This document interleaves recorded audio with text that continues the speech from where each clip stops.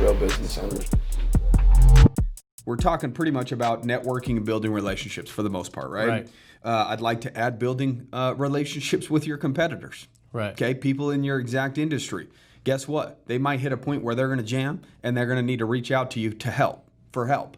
And you want to be able to have those type of relationships because if you're ever in a jam, you want to be able to reach out for help, right? Right. So, for instance, we just got off of a phone call this morning with an individual that's in the Arete syndicate with us that's starting a credit repair company. Mm-hmm. I've had multiple phone calls with him and told him as much as I possibly could without basically giving him our secret sauce that we paid a lot of money for. Exactly. But I told him, I'm like, look, man, I'll help you as much as I possibly can. I'm talking about selling him our CRM that we've already built, that we've spent $150,000 to $250,000 on over the last 7-8 years. Yeah, it's really hard to track because it's been so long and so expensive. We've put 20 here, 30 here, it's just over a long period of time. But and selling that to him at a discounted rate of like 10 grand. We've already spent all the money, but at least we're recuperating some of it back. But he reached out to somebody that was in his exact industry and asked for help, which most people won't do because they're worried about an individual having an ego and saying, I'm not going to help you. You're a competitor. Right. To me, I have an abundant mindset that I already know that we're not going to be able to serve everybody with bad credit in the entire United States. Right. It's just not possible. So I might as well be working with people, helping them make money, and then me making money also on top of it. So we're talking about the CRM, and then they don't know how to generate leads.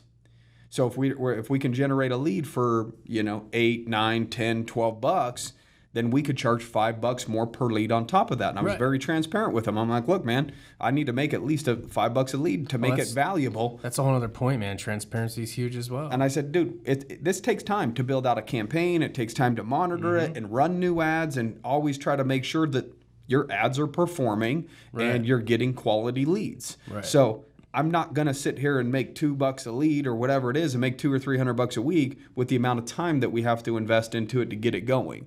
Right. So again, just being very transparent so that we can make money on lead generation and selling him leads. We can make money on the CRM, and again, completely transparent. That's why I can talk about it now. He probably listens to the podcast. Right. So, I can talk about it openly because I've already had this conversation with him and I don't need to sit there and be like, yeah, man, I generated a lead for $10.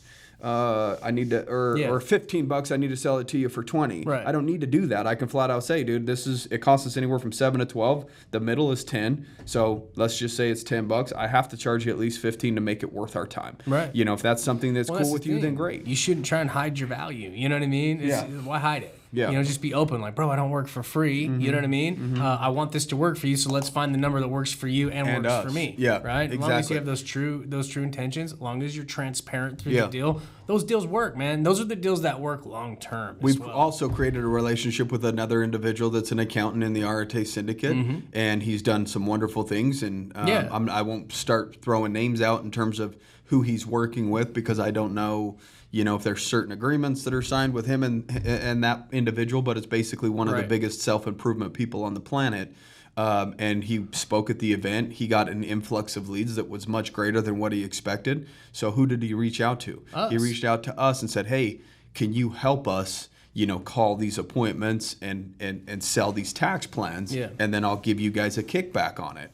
And literally within under 12 hours, our entire sales crew cleared their Saturday and Sunday schedules because this was on a Friday. We got a text at like 2 or 3. We reached out to the team. We said, is anybody willing and down to work Saturdays and Sunday this weekend?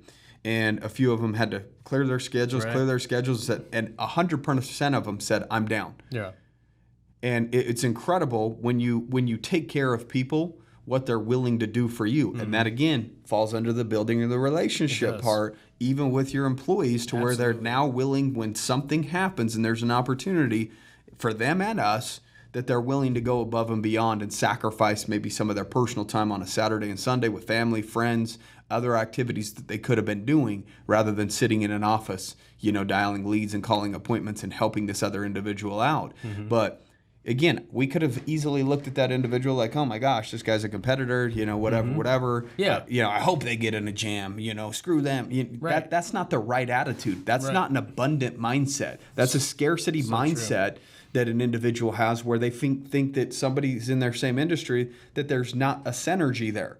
There's going to be times where you can lean on each other, work with each other, and really, really supplement each other's pain, or not supplement, take away, I guess, the pain points that individual's feeling at that time. If we got an overflux of leads, we know that we can call him and say, hey, do you want to call some of these appointments? And let's refer deals back and forth. Yeah. And we're helping each other grow each other's businesses. But in other people's eyes, we're competitors. Yeah.